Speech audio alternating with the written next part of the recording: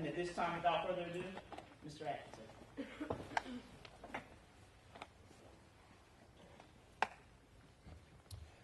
Good morning. Good morning, sir. Good morning. Good morning, sir. Good morning. Good morning. Okay, all right. As I know it's a little early, but I'd like to first thank Chief Bergman for giving me this opportunity to present this presentation along with Ram and Elrad and Ms. Pat Radley. I'd like to thank you for the opportunity. The presentation that you're about to see is an education. Educate community and law enforcement in regards on racial profiling. I think the title is appropriate. The title, Building Trust Between Police and Community. And that's what it's all about.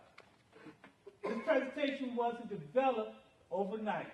It took us years to develop this presentation with input from law enforcement officials and organizations and community leaders from around the country. The lead person that developed this presentation that's working in our office, he is now the Associate Director for the Community Relations Service, Department of Justice. His name is Ben Liu. Ben Liu is a retired law enforcement officer, over 20 years of service. And he led the development of this presentation. Now, the format of this presentation is a format where we encourage that if we're going to do this, we need community people, community leaders in the room with law enforcement. The idea is to get both sides to understand each other and the perceptions that they bring. What law enforcement may see is not racial profiling because they out there doing their job every day, and a lot of citizens don't know a lot of times what they go through. But also, community people say, yes, that's true, and we respect that. But we want law enforcement to know what we go through. So this is where we are. March 10th of this year, I think that's the correct date, there was a community forum at the library. Over 300 people was present. There was a panel on stage. No, I didn't read about it in the paper, which I did afterwards, but I was there. And I observed. I observed the panel discussion. I observed the community feedback and questions. And I heard some of the law enforcement officers give their perspective. It gave me a good sense of the breadth of the problem, of the concern. In order for me to prepare to be here today. So what you're going to get today, I'm not here to say the right things that you want to hear. I'm here to give you the perspective, our work experience, some of the best practices that we have done all over the country in regards to racial profiling. Racial profiling at a time rose to a point that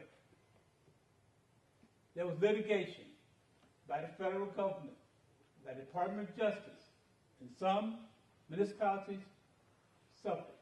That that doesn't need to happen anymore. It's community and law enforcement and city officials work together. And there's good practices or good examples where they did come together to address the allegations of racial profiling. So, with that said, I want to move forward to the next slide and give you a sense of what we're going to do today. All right? First of all, how many of you have heard of our agency at all? Anyone? If you have, raise your hand. Okay, a few of you. So, that's the next slide. Thank you. Pat is our computer person in the back, and she's helping me with the portion of the slide. Very simple. The Community Relations Service was established as part of the Civil Rights Act of 1964 under Title 10. Our original mandate was to provide conciliation, mediation, technical assistance, and training to communities that are in conflict or have the potential to be in conflict, based on the perception of discrimination because of race, color, or national origin.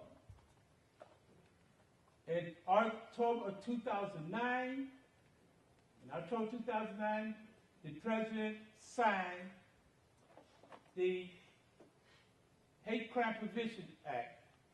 Some of you may know it as the Matthew Shepard and James Byrd Jr. Hate Crime Act. And it extended the protected classes to those individuals of crime or acts of crime, particular violence, threats, or intimidation, because of their gender identity, because of their religion, because of disability, and sexual orientation.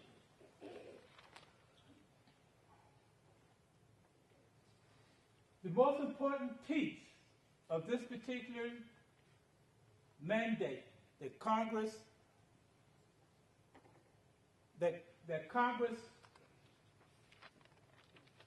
gave us was this: the word volition. Congress said that our agency can intervene in any conflict on our own volition. Basically, what it means that we don't need a formal request. Requests can come from community leaders, law enforcement, municipalities, community, civil rights organizations, activist groups. But we also can intervene on our own, and we learn about the conflicts through media. That's one, or we get phone calls. We monitor the media lines, nationally, locally, the press. So if an incident occurs, then we are asked to intervene, or we intervene on our own. Since the incident in Jenna, Louisiana, how many have heard of that particular conflict in Jenna, Louisiana? How many? Raise your hand. The Senate, U.S. Senate Judiciary Committee had a hearing, and they basically said that conflicts, and particularly if conflicts are in the school, but any conflict, they asked that the Department of Justice and that agency to intervene as soon as possible in an effort to try to keep it from expanding to the level that it did in Jenna, Louisiana. Next slide.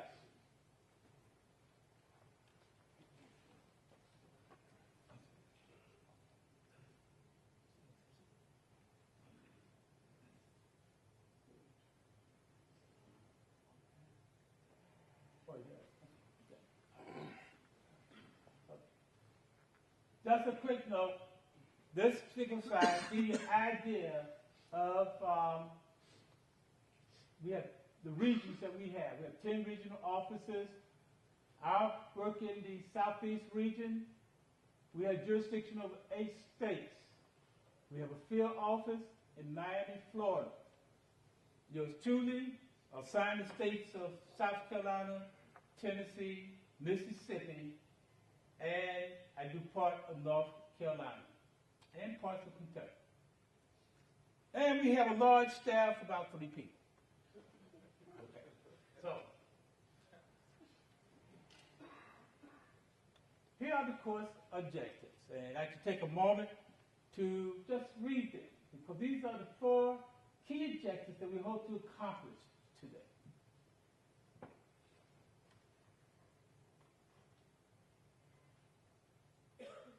Does anyone have any questions about those objectives?